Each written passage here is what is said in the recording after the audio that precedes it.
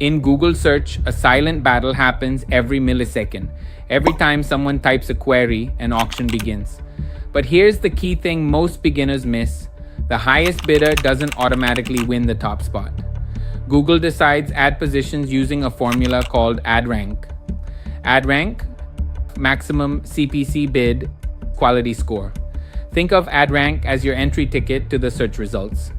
If there are 7 ad spots, Google calculates the ad rank for every advertiser in the auction.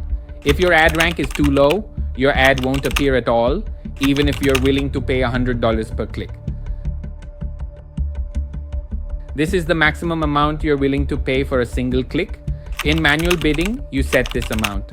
In automated bidding, Google's AI adjusts it based on the likelihood of getting a conversion. But bidding higher alone isn't enough. Quality score is a rating from 1 to 10 that Google assigns to each keyword.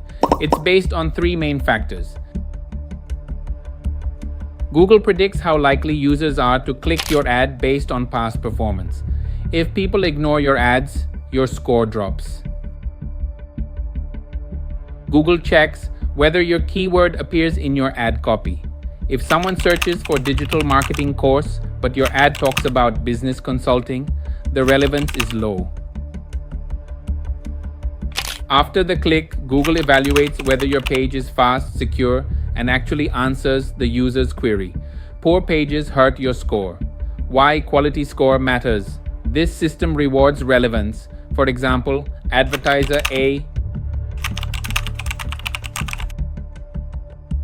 advertiser B. Even though advertiser B bids more, advertiser A wins the top position. That's why quality score is powerful.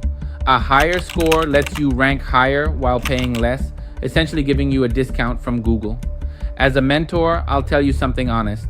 I don't obsess over getting a perfect 10/10 quality score for every keyword.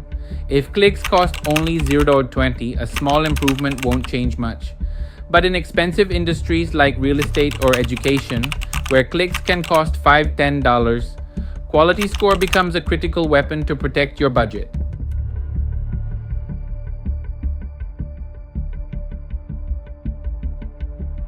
To master quality score, stop thinking about individual keywords and start thinking about themes. In professional Google Ads management, this is called ad group theming, grouping keywords with the same intent so your ad copy and landing page match perfectly. Many beginners put keywords like taxi services, car rental, and cab booking in one ad group. While they seem similar to humans, Google treats them as different themes. If your ad says best taxi service but someone searches car rental, your relevance drops. A stronger setup creates separate ad groups for each theme. Taxi, reliable taxi services; car, affordable car rental; cab, instant cab booking. This alignment helps push your ad relevance score to 9–10. Understand search intent. People search differently. Problem-based, hair fall treatment; procedure-based, few hair transplant. Even if the business is the same, these are different themes and should be separated to match the user's mindset. Each themed ad group should have at least 2 responsive search ads: H1, main keyword, math tutoring; H2, USP or numbers, 10+ years experience; H3, call to action, book a free demo. Keep 10–12 keywords per ad group so your 15 headlines can stay relevant. DSA works differently. You give Google your website URL and it finds keywords automatically. This works well for large e-commerce sites, but manual theming gives better control for services. Key takeaway: ad groups are not just folders, they are the tactical units of your account. Weak themes, low quality score, higher bids. Poor structure basically means paying a lazy tax.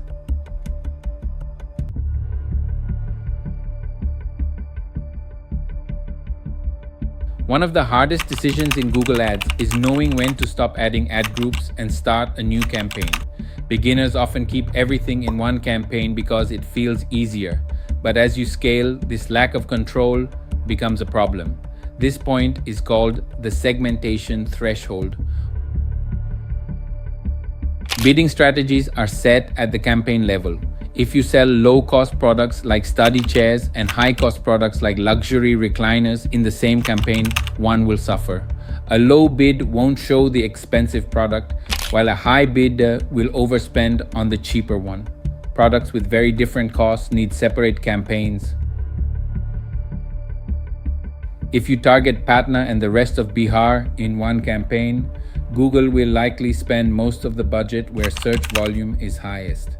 Creating separate campaigns per region lets you control how much budget each location receives. Different products may require different strategies. One campaign might be ready for automated bidding like maximize conversions, while another still needs manual optimization. Different maturity levels should not live in the same campaign. Google does not split budgets evenly across ad groups. It spends where the search volume is highest. High volume groups can consume the entire budget, starving niche keywords. Separate campaigns ensure dedicated budgets for important segments. Professional segmentation removes the tug of war inside your account. Focused campaigns give you better control, clearer data, and easier optimization.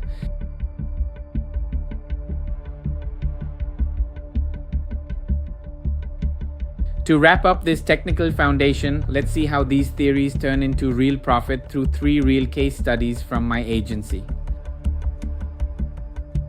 Our goal was to keep the cost per lead, CPL, around 2. Even though clicks cost 0.30, 0.40, that only works with a strong conversion rate. We realized searches like SOP for Canada, SOP for Germany, and SOP for MBA reflect different user intent. Instead of sending everyone to one generic page, we built 80 plus targeted landing pages. If someone searched SOP for Canada, the ad and landing page both reference Canada. This tight relevance increased conversion rates from 10% to over 13%, turning the campaign profitable. A store selling wedding saris had 10 color variations. Creating 10 landing pages would be difficult to maintain. Instead, we used URL filters. For example, an ad for red wedding saris directed users to the main wedding sari page with a parameter that automatically filtered results to red saris only. This kept ad group relevance high while keeping the website structure simple. Search data showed different patterns for king-size beds, queen-size beds, and storage beds. King-size keywords were 3x more expensive. To manage this, we moved king-size beds into a separate campaign with its own budget. This allowed aggressive bidding for high-ticket buyers without overspending on lower-value searches. These examples show that Google Ads success depends on structure. Whether it's building multiple landing pages or using smart URL filters, the goal is always the same: zero friction. This concludes our deep dive into the core architecture of search. Stay tuned for more episodes. Subscribe to the channel and click on the bell icon so that you get notified for the next